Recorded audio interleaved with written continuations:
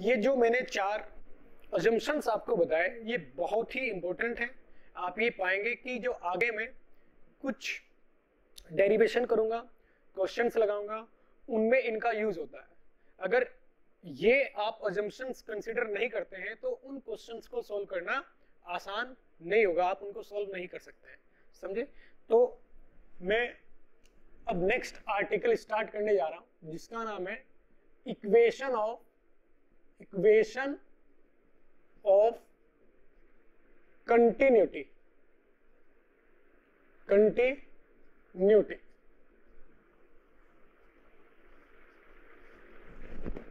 ठीक है, spelling check कर लेता हूं, बिल्कुल सही लिखा है।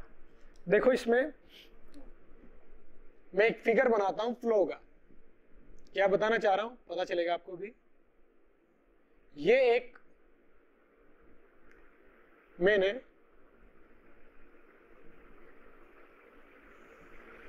पाइप बनाया, ठीक है ना, एक पाइप है जो कि यूनिफॉर्म नहीं है, इसका क्रॉस सेक्शन वेरिएबल है अलग अलग लोकेशन पे। इसमें क्या होता है, पानी इस साइड से एंटर करता है और यहां से निकलता है। ये एंटर किया और यहां से बाहर ही निकल रहा है।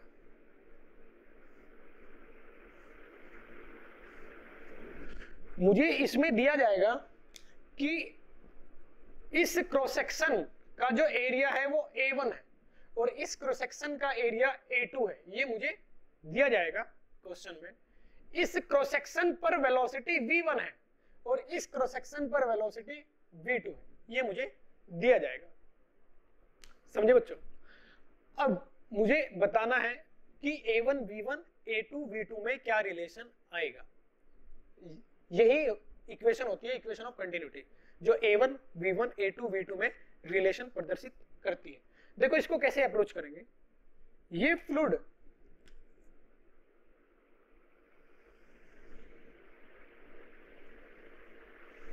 इस प्रकार से फ्लो कर रहा है,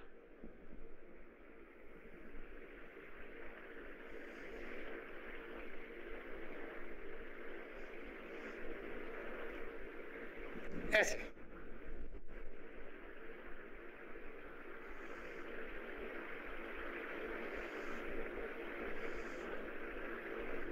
ठीक है।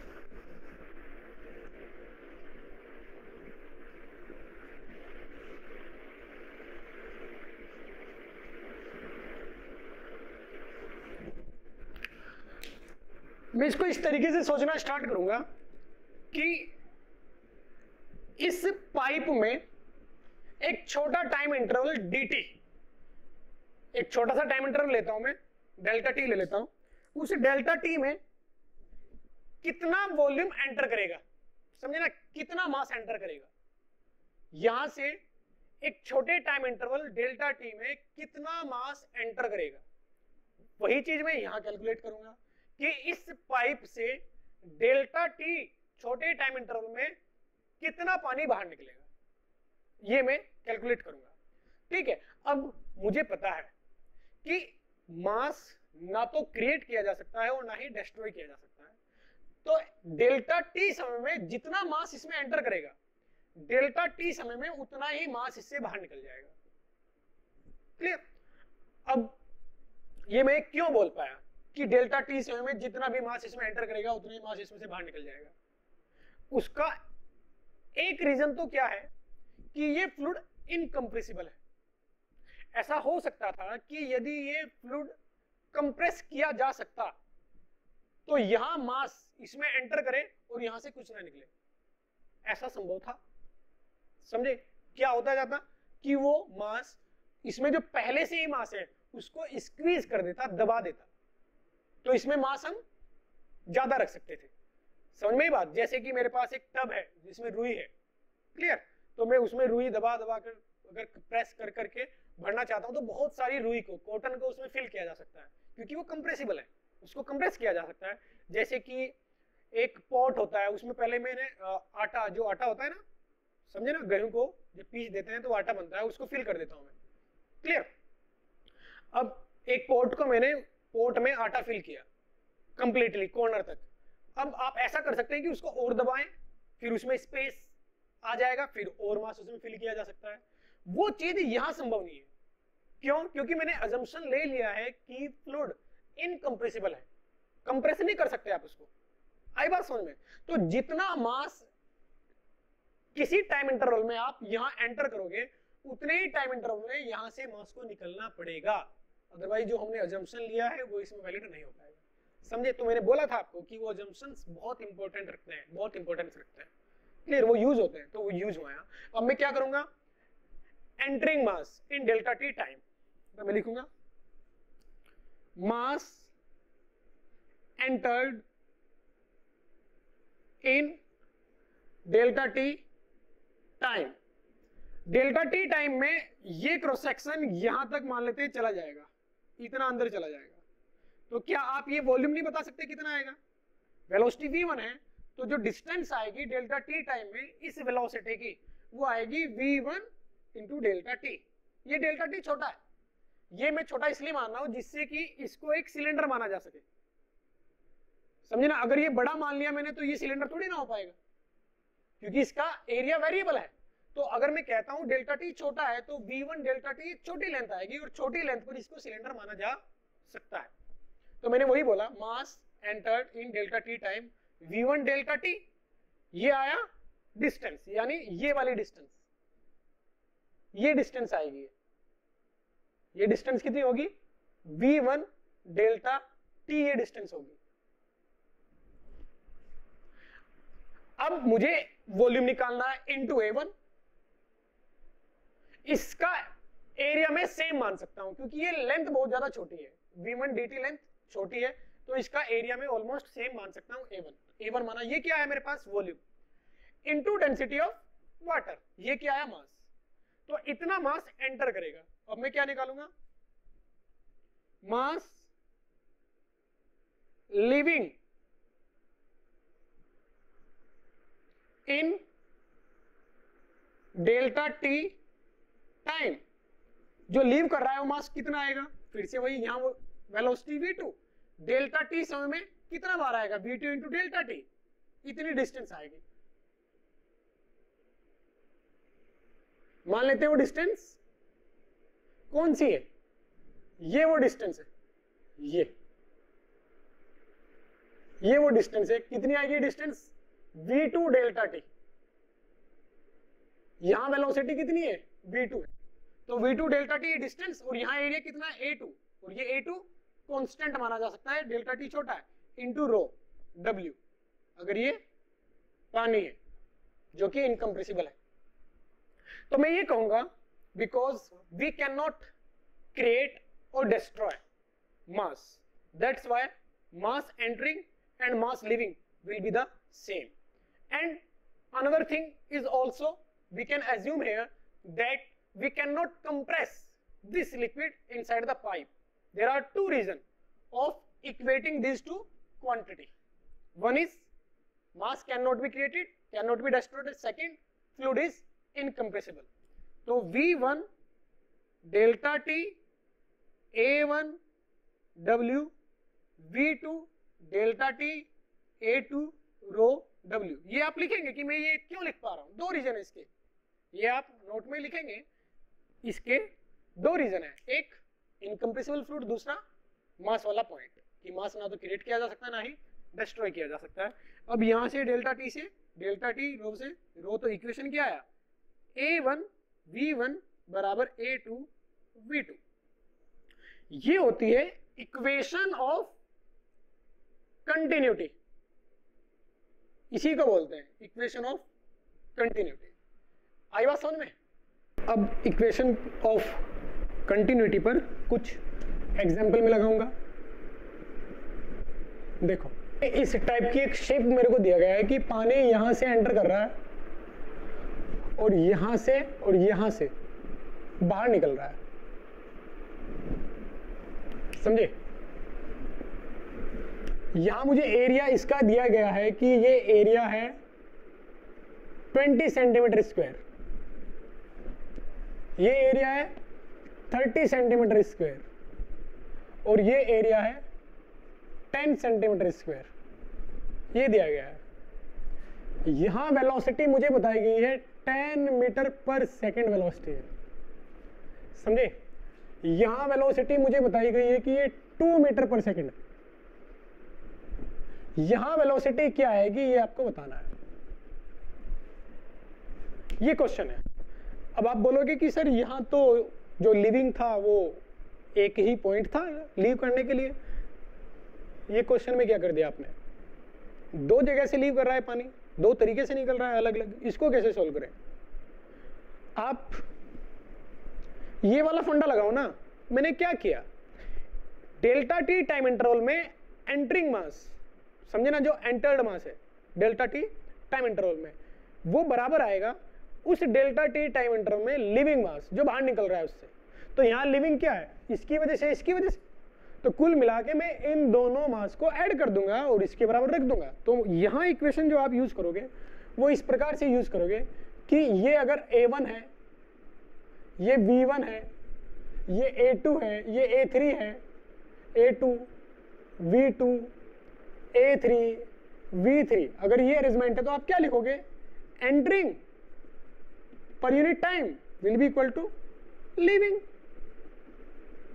ऐसे सोल्व किया जा सकता है। अब एंटरिंग में A1 कितना है 20 सेंटीमीटर, अब सेंटीमीटर को चेंज करने की जरूरत नहीं क्योंकि यहां भी सेंटीमीटर है यहां भी सेंटीमीटर है, वो कट जाएगा जो मल्टीप्लायर आएगा, समझे ना। तो ये 20 यहां मैंने V1 कितना आएगा 10, A2 कितना है 30, V2 2 प्लस A3 कितना है 10, V3 बताना है मेरे को, लिख देते हैं V3। अब इसको सोल्व कर लेते हैं, ये आएगा 200, ये आएगा 60, 10 इंटू V3, ये कितना आया 140/10 V3, तो V3 कितना आया 40 मीटर पर सेकेंड। जरूरी नहीं है कि आपकी वैल्यू पॉजिटिव ही आए, ऐसा हो सकता है कि इस तरीके के क्वेश्चन में आपकी वेलोसिटी की वैल्यू निगेटिव आए, तो उसका मतलब क्या होगा कि वहां से पानी बाहर नहीं निकल रहा है, वहां से पानी एंटर कर रहा है आपके सिस्टम में, आपके पाइप में। तो ये आप ध्यान रखेंगे कि माइनस आंसर आने का मतलब क्या होगा, पॉजिटिव आने का मतलब लीव कर रहा है। क्लियर, जो वेलोसिटी आपने मानी है वही आई है, समझे। एक दूसरा नया क्वेश्चन इक्वेशन ऑफ कंटिन्यूटी पे, इसमें दिया गया है कि हमें एक बीकर है जिसका बेस एरिया A और हाइट H, इसमें एक बड़े डायमीटर का पाइप है और एक छोटे डायमीटर का पाइप है। अगर वो दोनों ओपन होते हैं तो इस बीकर को फिल करते हैं। मैं पहले क्वेश्चन समझा रहा हूं आपको कि क्वेश्चन, अगर ये दोनों ओपन है तो ये बीकर फिल होता है 12 घंटे में। दोनों पाइप एक साथ वर्क करते हैं तो बीकर फिल होता है पानी से 12 आवर में। और यदि सिर्फ अलग अलग ये वर्क करते हैं, समझे ना, सिर्फ बड़े डायमीटर का पाइप वर्क करता है, छोटे डायमीटर का पाइप बंद है, तो जो बड़ा डायमीटर टाइम लेता है वो अकेले छोटे डायमीटर के पाइप के द्वारा लिए गए समय से 18 घंटे कम समय लेता है। ये क्वेश्चन है। तो बताइए कि छोटे वाला पाइप कितनी देर में इस बीकर को फिल कर देगा, ये क्वेश्चन है। दोबारा फिर रिपीट करता हूं, यदि दोनों पाइप ओपन होते हैं तो बीकर 12 घंटे में फिल होता है, और यदि इंडिविजुअल अलग अलग ये वर्क करें तो बड़े डायमीटर वाला पाइप छोटे डायमीटर वाले पाइप के द्वारा समय जो लिया जाता है बीकर को फिल करने में, उस समय से 18 घंटे कम लेता है अगर अकेला ही चलते हैं। समझे क्या बोला मैंने? बड़े डायमीटर वाला पाइप छोटे डायमीटर वाले पाइप के द्वारा लिए गए समय से 18 घंटे कम लेता है इस बीकर को फिल करने में, यदि इंडिविजुअली उसको ओपन किया जाए। ये क्वेश्चन है। तो बताइए कि छोटे डायमीटर वाला पानी पाइप इस बीकर को कितनी देर में फिल कर देगा, ये क्वेश्चन है। मुझे बेस और एच मान लेता हूं, इसका बेस एरिया ए है और एच ए है। बीकर बोला गया है ना, उसने बीकर बोला है, तो मुझे बेस एरिया नहीं दिया, मैं मान लेता हूं ए एच इसकी हाइट है। तो वॉल्यूम ऑफ बीकर क्या आएगा, A into H, base area into height. अब इतना वॉल्यूम मैं 3 तरीके से कैलकुलेट करूंगा। एक तरीका क्या है कि दोनों ओपन है, समझे ना, तब समय कितना लगता है 12 आवर। तो 12 और में 12 घंटे में इससे कितना वॉल्यूम बाहर आ जाएगा, ये चेक कर लेते हैं। देखो first case, if both pipe are working, दोनों यदि वर्क कर रहे हैं तो मैं क्या इक्वेशन लिखूंगा, मैं लिखूंगा 12 घंटे में इससे कितना आ जाएगा पानी बाहर, वो आएगा V1 इंटू 12, ये तो आएगी इसमें से लेंथ, कितना पानी लेंथ में बाहर निकलेगा, इंटू A उसका volume, length into cross sectional area, ये आएगा वॉल्यूम, इतना वॉल्यूम यहां से बाहर निकलेगा 12 घंटे में, प्लस V2 12 इंटू A, इतना वॉल्यूम यहां से बाहर निकलेगा 12 घंटे में, और ये बराबर होना चाहिए इस बीकर के वॉल्यूम के। पहली इक्वेशन ये है, इक्वेशन फर्स्ट। अब इसके बाद उसने बोला सेकंड जो बात है वो क्या है, if only smaller pipe works, तब क्या होगा, मान लेते हैं t सेकंड लगता है, उसने यही पूछा है कि यदि छोटे वाला पाइप वर्क करता है अकेले तो ये बीकर कितनी देर में फिल होगा। तो छोटे वाले पाइप को मान लेता हूं कैपिटल T टाइम लगता है, तो मैं लिखूंगा A V2 into capital T, ये तो हो जाएगी डिस्टेंस, उस लेंथ की जो पानी, उस पानी की लेंथ की ये डिस्टेंस है जो इसमें T सेकंड में आ जाएगी बीकर में, समझे ना, क्योंकि इसकी वेलोसिटी कितनी V2, तो V2 से अगर T की मैं मल्टीप्लाई करूंगा तो वो पानी की लेंथ आएगी जो इसमें एंटर कर जाएगी, तो V2 into T into base area, ये आ जाएगा वॉल्यूम। ये किसके बराबर होना चाहिए, A इंटू H, क्योंकि मैंने बोला कि T सेकंड में इस A ने, छोटे वाले पाइप ने, ये कंप्लीटली फिल कर दिया, तो ये इक्वेशन आएगी सेकंड इक्वेशन। अब थर्ड पॉइंट इसमें जो आएगा वो आएगा if only bigger pipe work, इस केस में मैं क्या लिखूंगा, A V1 T minus 18, question में बोला गया है कि छोटे पाइप द्वारा लिए गए समय से 18 घंटे कम लेता है अगर अकेले बड़े वाले पाइप को ओपन किया जाए, तो T माइनस 18 ये समय लेता है अकेले, इसके समय से 18 घंटे कम, तो मैंने वही किया। ये किसके बराबर आना चाहिए, A इंटू H, इक्वेशन 3। अब मुझे क्या बताना है, T की वैल्यू बतानी है। अननोन कितने हैं इसमें, इसमें अननोन कितने हैं, सारे अननोन हैं, V1 V2 सब मैंने माना है, उसने सिर्फ मुझे 12 आवर और 18, 12 घंटे और 18 घंटे दिया है, टाइम मुझे बताना है। तो किस तरीके से इन तीन इक्वेशन को सोल्व किया जाए, देखें, देखो कैसे सोल्व करेंगे कि हम क्या करते हैं, इस इक्वेशन से A V2 की वैल्यू निकाल लेता हूं, वो क्या आएगी AH बाई T, और इस इक्वेशन में पुट कर देता हूं बाय इक्वेशन 1 2 एंड 3 एंड 3। कैसे, वहां से वैल्यू निकालता हूं A V2 की, आएगा AH बाई T, और इसमें पुट कर देता हूं A V2, तो 12 इंटू A V2 आएगा AH बाय T।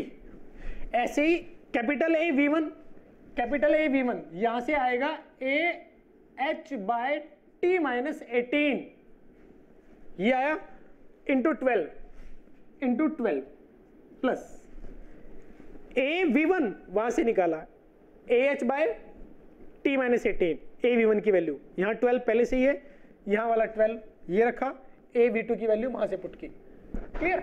अब इन दोनों को जोड़ने के बाद किसके बराबर आ रहा है, AH के बराबर आ रहा है। ऐसे ही रैंडमली सॉल्व मत करना, स्टार्ट कर देना तीनों इक्वेशन को, सोचो कि आपको क्या चाहिए, तो मुझे क्या एलिमिनेट करना चाहिए जो कट जाएगा, तो मैंने सोचा इसके बारे में, और अब देखो ये यहां से कैंसिल आउट हो जा रहा है, और इस इक्वेशन में सिर्फ T बचेगा, सिर्फ क्या बचेगा, T। कैसे सॉल्व करेंगे, यहां आएगा 12 by T minus 18 plus 12 by T, और यहां आएगा 1, ये मेरे पास आया।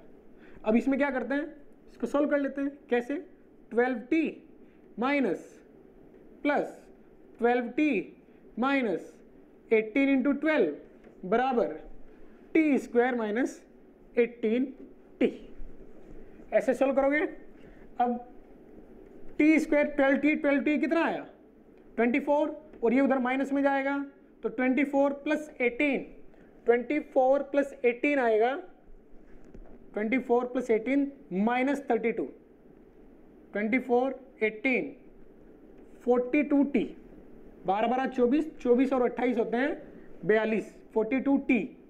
तो अब ये इधर जाएगा प्लस में, 12 28 96, 9 12 और 9 आएगा ये, इसको इसके हम मल्टीप्लाई करते हैं, 84 12 98 6 9 12 12 और 9 19, ये आएगा बराबर 0। ये फाइनल इक्वेशन आपके पास आएगी, T square minus 42t plus 196 बराबर 0। इसको सॉल्व करेंगे आंसर आ जाएगा। इसको आगे सॉल्व ही कर देते हैं। देखो यहाँ मैंने इन दोनों को मल्टीप्लाई करेंगे तो 196 216 आएगा। अब ये क्वाड्रेटिक इक्वेशन है, इसको कुछ इस प्रकार से सोल्व कर सकते हो आप कि टी स्क्वायर ये 42 है और ये है मल्टीप्लायर 18 इंटू 12 का, तो 18 इंटू 12 को मैं 63 इंटू 12 लिख सकता हूँ, यानी 6 इंटू 36 लिख सकता हूँ। ये जो लिखा हुआ है ना 216, ये क्या है 6 इंटू 36। अब इन दोनों को मल्टीप्लाई करता हूँ तो 216 आएगा और जोड़ता हूँ तो 42 आएगा। तो मैं करता हूँ -60 माइनस 36t प्लस 216 बराबर 0। इस इक्वेशन को ऐसे लिख सकता हूँ। अब यहाँ से t कॉमन सोल्व करनी कैसे सोल्व होगा बता देता हूँ मैं आपको। माइनस t यहाँ से आएगा 36 और 36 इसमें से कॉमन ले सकता हूँ मैं, तो यहाँ से 36 कॉमन लेते हैं और 36 यदि कॉमन लेता हूँ मैं तो बचेगा मेरे पास t माइनस 6 बराबर 0। तो वैल्यू आएगी t माइनस 6 t माइनस 36 बराबर 0, यानी t की वैल्यू कितना है 6 और 36, ये दो वैल्यू आएंगे हमारे पास टाइम की। तो आंसर क्या आएगा 36, क्योंकि वो डायमीटर छोटा है तो समय वो ज्यादा लेगा, तो आंसर आएगा मेरा 36। समझे किस तरीके से किया। अब ये 6 क्यों नहीं आ सकता है, ये भी चेक कर लेता हूं मैं कि 6 आ सकता है नहीं आ सकता है।